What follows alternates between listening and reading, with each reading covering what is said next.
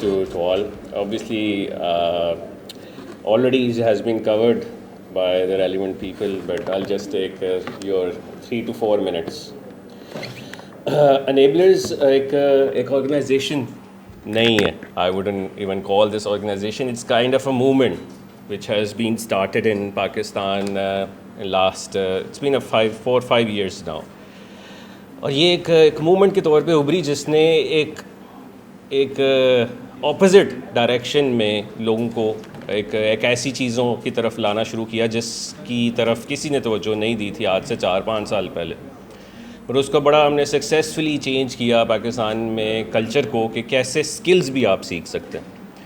اور پوری دنیا کا، پاکستان کا نہیں، پوری دنیا کا سب سے بڑا سکل کا گروپ بنا لیا ہم نے، جس میں اس وقت millions of people are part of it, اور بہت ساری پوری دنیا میں اس کی ایگزامپل دی جاتی ہے.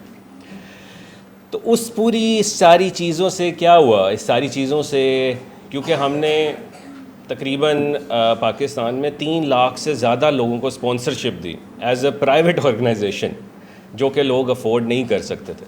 تو اس سے کیا ہوا؟ اس سے یہ ہوا کہ بہت زیادہ لاکھوں کروڑوں لوگوں کی جو ایکسپیکٹیشنس لیول تھی وہ باقی لوگوں سے ادھر تک ہیں اور ہم سے ادھر تک ہیں. اس طرح سے کہہ لیں کہ ایکسپیکٹیشنز لیول کا جو گراف تھا وہ بہت ہائی ہو گیا کہ جی چھوٹی چھوٹی چیز جو ہے وہ ہماری نوٹ کی جاتی.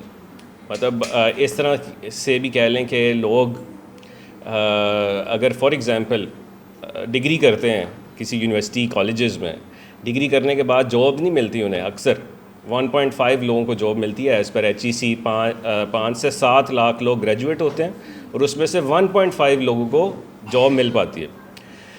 تو کبھی یہ نہیں کہا کسی نے کہ جی قائد اعظم یونیورسٹی نے غلط کیا میرے ساتھ، یا کبھی کسی نے نہیں کہا کہ XYZ انسٹیٹیوٹ نے میرے ساتھ غلط کیا. بٹ یہ انیبلرز کے ساتھ یہ ہمیں دیکھنا پڑا کہ اگر انیبلرز کے ساتھ کوئی اسکل سیکھ کر نہیں کام کر پاتا تو وہ انیبلرز کو بلیم کرنے لگ جاتا تھا، کیونکہ ایکسپیکٹیشنز لیول ہی اتنا زیادہ تھا.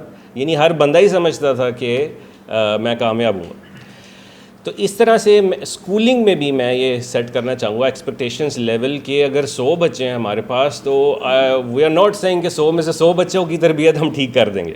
تو اس میں سے جو بھی پروڈکٹ آپ سیل کریں اس کا ریفنڈ لیول ہوتا ہے. اسی طرح سے اگر 100 بچے ہیں تو 100 میں سے شاید ہماری ایکسپیکٹیشنز ہوگی کہ ہمارا سکسیس ریٹ جو ہے یا 60-70% رہے.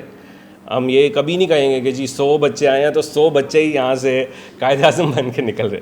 ایسا پاسبل نہیں ہے. تو ایکسپیکٹیشن لیول یہ ہونا چاہیے کہ ہو سکتا ہے کہیں نہ کہیں پہ آپ کی طرف سے بھی کوئی تربیت میں فیکٹر رہ گیا. وہ سارا کچھ انیبلرز کو مت بلیم کیجیے گا کہ یہ انیبلرز کی غلطی ہے کہ میرے بچے کی تربیت نہیں ٹھیک ہوئی کیونکہ انہوں نے کلیم کیا تھا. تو یہ just to set the expectations level جو کہ انفارچونیٹلی بڑا زیادہ ہائی گیا ہوا ہے پاکستان میں فار انیبلرز. اسی طرح سے ایک الجسٹ سے کہ میں نے ایک واقعہ شاید پہلے بھی سنایا تھا لیکن I still explain again about تربیہ فیکٹر.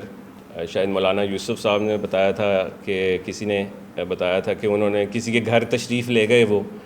تو وہ گھر تشریف لے گئے تو انہوں نے دیکھا کہ 4-5 سال کے جو بچے تھے وہ بالکل جس طرح سے سنت کے طریقے سے کھانا کھایا جاتا ہے اسی طرح سے اس کے آگے اپنے آگے وہ چیزیں رکھ رہے تھے، بسم اللہ پڑھ رہے تھے، 3 سانسوں میں پانی پی رہے تھے اور ساری وہی چیزیں کر رہے تھے جو کہ ایک سنت کے طریقے سے کھانا کھایا جاتا ہے. تو مولانا صاحب نے ان سے پوچھا کہ یہ کیسے پاسبل ہے کہ آپ نے 3-4 سال کے بچوں کو اتنی زبردست تربیت دے دی ہے تو ابھی کسی اسکول بھی نہیں جاتے. تو انہوں نے فرمایا کہ ان کے پیرنٹس نے کہ ہم نے تو ان کو کچھ سکھایا ہی نہیں، ہم نے تو صرف ان کے سامنے یہ چیزیں کرنا شروع کر دیں اور وہی ہمارے بچوں نے سمجھا یہ طریقہ ہے اور انہوں نے اس کو اپنانا شروع کر دیا. تو یہ ہم مقصد یہ کہنے کا ہے کہ جیسے ابھی فیڈ بیک تھا، کہ جیسے آپ کا فیڈ بیک تھا کہ جی پیرنٹس کو بھی انوالو کرنا چاہیے اینڈ آل دس، ضرور کرنا چاہیے، پیرنٹس کو انوالو کرنا چاہیے. لیکن گھر جا کے وہ لڑنے لگ جائیں آپس میں، اگر ہسبینڈ وائف آپس میں کوئی مسئلے ان کے ہو جائیں تو وہ بچے تو وہی چیز دیکھ رہے ہیں. تو اس میں ہم لوگ جتنا مرضی اس کو کر لیں، لیکن اگر گھر میں بھی آپ لوگ ان کے سامنے وہ چیزوں کو نہیں ایک بہتر انداز سے اپنا رویہ اپنائیں گے تو وہ ساری محنت تو ضائع ہے. وہ تو پھر ان کے لیے یہ ایک ڈرامہ ہے اسکول کہ یہاں پہ آ کے ایکٹ کر رہے ہیں تربیت کا، اور گھر جانا ہے تو گھر میں تو لوگ لڑ رہے ہیں. گھر میں تو لوگ جو بھی ایک ڈفرینٹ اسپیکٹ ہے. تو یہ بڑا ضروری ہے کہ یہ آپ لوگوں میں بھی یہ چیز آنی چاہیے. یہ ڈبل سائڈ ہے جو کہ میں سمجھتا ہوں کہ یہ both efforts require, not just the school effort. School میں بچہ 9 سے 2 بجے تک رہے گا فار ایگزامپل, یا 7 سے 1 بجے تک, تو اس سے 3-4 گنا زیادہ ٹائم تو وہ گھر میں رہے گا. تو گھر میں بڑا امپورٹنٹ ہے کہ کس طرح سے آپ لوگ اپنا بیہیویئر ان کے سامنے اپنائیں اور کیسے وہ چیزوں کو عمل کریں ان چیزوں پہ. اور لاسٹلی کہ پیرنٹس کے سیشنز تو بڑا ضروری ہیں کہ ہم آپ کو ایکسپلین کریں کہ جی 5 سال کا بچہ ہے تو کیسے مینیج کرنا ہے, 10 سال کا بچہ ہے تو کیسے مینیج کرنا ہے, اینڈ سو آن ورڈس. تو اس پہ ساری ویڈیوز تو آلریڈی پڑی ہوئی ہیں اور وہ سیم ہی ٹاپک ہیں, but we should continue to do these type of things انشاءاللہ, جس میں زیادہ سے زیادہ پیرنٹس کو بھی اس چیز کے بارے میں پتہ چلے. آئی جسٹ وانٹیڈ ٹو سے دس بیکاز یہ آلریڈی کورڈ ہے. بہت سارے سیشن آپ نے اور فیصل صاحب نے جو کیا, it's already been discussed, so I won't repeat the same things again and again کہ جی and all this.